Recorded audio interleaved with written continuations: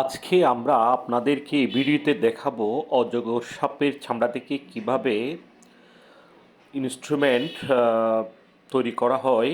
তো আপনারা দেখেন আমাদের দেশে বিশেষত একতারা দুতারা এই ধরনের ইনস্ট্রুমেন্টগুলো তৈরি করা হয়, অথবা যে ঢোল বাজনা, হ্যাঁ, ঢোলের মধ্যেও আপনার ধরেন বিভিন্ন ধরনের প্রাণীর দেখিও অংশ থেকে আমরা এই বাদ্যবাজনাগুলো তৈরি করে থাকি।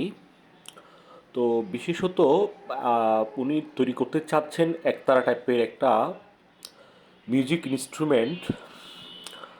তো এই ভিডিওটা আপনারা দেখতে থাকুন। দেখার পাশাপাশি আমি আপনাদেরকে আরও কিছু বলতে চাচ্ছি, যা হচ্ছে উনি যে অজগর সাপের চামড়া থেকে যে মিউজিক্যাল ইনস্ট্রুমেন্টটা তৈরি করতে চাচ্ছে, বিশেষত আহ, আমাদের দেশে কিন্তু অজগর সাপের চামড়া থেকে এ ধরনের ইনস্ট্রুমেন্ট তৈরি করা হয় না।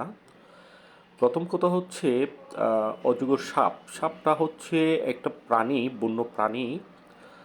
আর এই সাপটা মারা অথবা নিধন করা, এক্ষেত্রে বন্য প্রাণী নিধন আইনে মামলা হতে পারে। আপনারা কিন্তু এই ধরনের অজগর সাপের চামড়া থেকে কোনো বাদ্যযন্ত্র তৈরি করার চেষ্টা করবেন না। বিশেষত আমি বাইরের এই শিল্পটা আপনাদেরকে দেখাতে চাচ্ছি, কিন্তু আপনারা আমাদের দেশে, যেহেতু আমরা বাংলাদেশি, অজগর সাপের চামড়া দিয়ে এই ধরনের কোনো ইনস্ট্রুমেন্ট তৈরি করতে যাবেন না, যাতে কোনো ধরনের আইনি ঝামেলা পোহাতে হয়।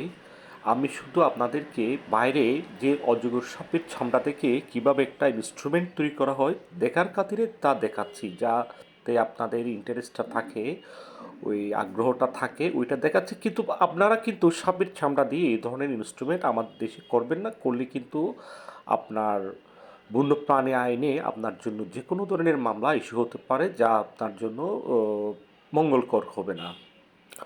তো আপনারা দেখতে থাকুন উনি কিভাবে একটা বাদ্যযন্ত্র পরিপূর্ণতা দিয়ে দিল। তো ভিডিওটি দেখার জন্য আপনাদের ধন্যবাদ।